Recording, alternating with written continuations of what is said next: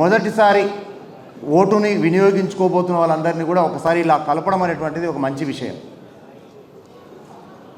ఈ సందర్భంగా ఎవరైతే ఇక్కడ ముందర కూర్చొని రేపు మే 13వ తేదీ తమ జీవితంలో మొట్టమొదటిసారి తమ ఓటు అనేటువంటి దాన్ని వినియోగించుకోబోతున్నటువంటి ఆ వయస్సు, ఆ ఎలిజిబిలిటీ, ఆ అర్హత పొందినటువంటి మీ అందరికీ కూడా నా శుభాకాంక్షలు, అభినందనలు తెలియజేస్తున్నాను. ఇక నుంచి మీరు దేశంలో ఒక బాధ్యత కలిగినటువంటి పౌరుడిగా తమ ఓటుని తమ జీవితాంతం, మీ జీవితాంతం వరకు వినియోగించుకోబోతున్నారు. ఈ విషయం మీరు విన్నప్పుడు మీ అందరికీ కూడా ఒక ఆనందము, ఒక ఉత్సాహం ఉంది అని నేను అనుకుంటున్నాను. మరి మన జీవితంలో మన దేశాన్ని ఒక రాబోయేటువంటి ఒక 5 సంవత్సరాల పాటు పరిపాలించేటువంటి వ్యక్తులని మనం ఎన్నుకునేటప్పుడు నిజంగా అంత జాగ్రత్త పాటించాలా, వహించాలా వద్దా? ఏమంటారు, వహించాలా వద్దా? వహించాలి. నేనొక్కని ఓటు వేయకపోతే పెద్ద ఫరక్ పడుతుందా, పెద్ద తేడా వస్తుందా అనేటువంటిది అనిపించే అవకాశం ఉంది. ఇది ఒక రకమైనటువంటి ఆలోచన వస్తే ఇంకొక రకమైన ఆలోచన వస్తుంది. నేను వేసేటువంటి ఓటుతోటే దేశంలో అంత పెద్ద మార్పు వస్తుందా, నా ఓటుకు నిజంగా అంత విలువ ఉందా అని కూడా అనిపిస్తుండొచ్చు. చూడండి, చుక్క చుక్క నీటి బొట్టు ఒక్క నదిగా మారురా, పెక్కు నదులు ఒక్కటైతే పెద్ద సంద్రమగునురా. అంటే ఏమిటి? ఒక నదిలో నీరు ప్రవహిస్తుంది అంటే ఒక్కొక్క చుక్క కూడా నీరు కలిసి కలిసి కలిసి అది నదిలాగా మారింది. ఏ నీటి చుక్క కూడా నేనొక్కడిని లేకపోతే ఈ నది ప్రవహించదా అని అనుకోలేదు. తన కర్తవ్యాన్ని ఆ చుక్క, నీటి చుక్క నిర్వర్తించింది. నదులన్నీ కూడా ప్రవహించి ప్రవహించి సముద్రంలో కలిసిపోతాయి. అంతిమ గమ్యం వాటిది అదే.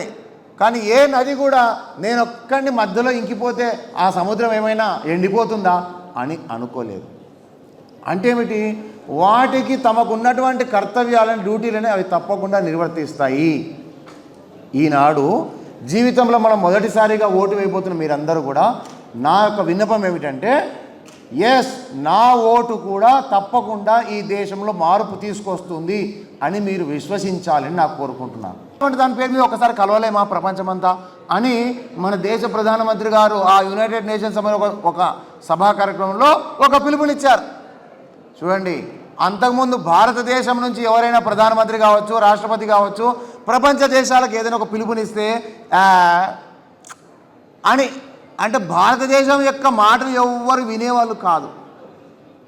కానీ ఈరోజు ఎటువంటి స్థితిలో ఈ దేశం మనకు కనబడుతుందంటే, ప్రధానమంత్రి గారు ఒక్క మాట ప్రపంచ దేశాలకు ఒక సలహా ఇస్తే అందరూ ఏమన్నారు, ఇంక్లూడింగ్ ఏ దేశాలైతే తమ దేశాన్ని క్రైస్తవుల దేశముగా, ఏ దేశాలైతే తమ దేశాలను ముస్లిం దేశముగా, ఇస్లామిక్ దేశముగా ప్రకటించుకున్నాయో ఆ దేశాలు కూడా ఎస్, ఇది చాలా మంచి మాట, we will do yoga together on which day,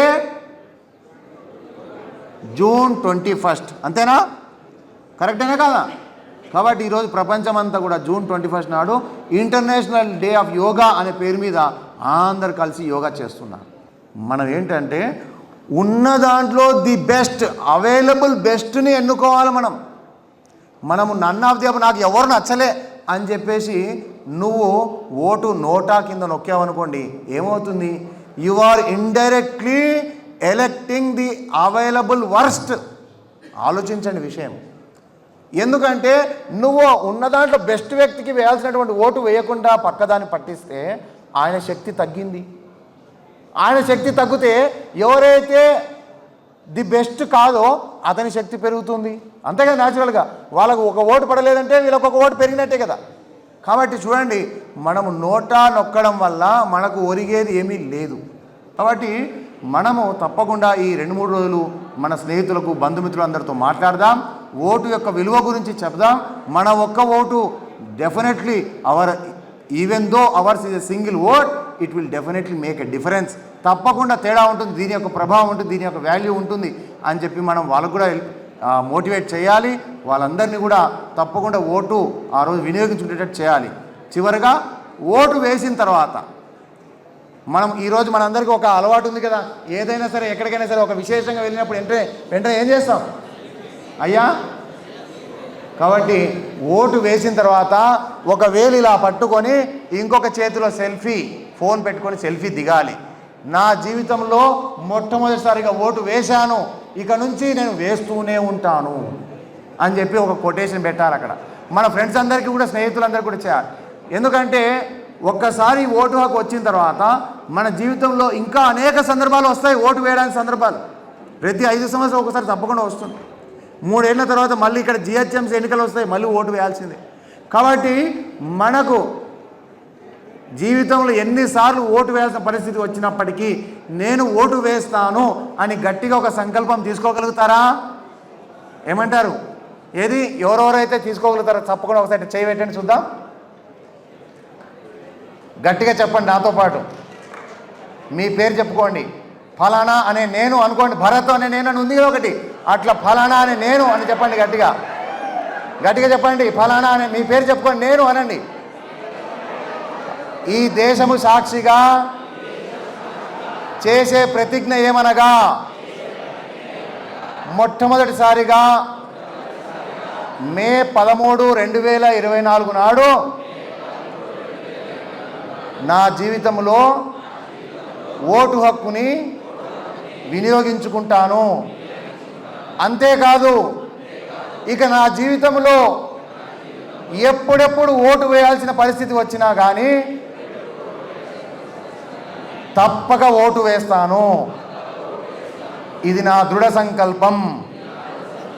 Bharat మాతా की जय. बहुत अच्छा है, धन्यवाद. जय श्री राम. धन्यवाद.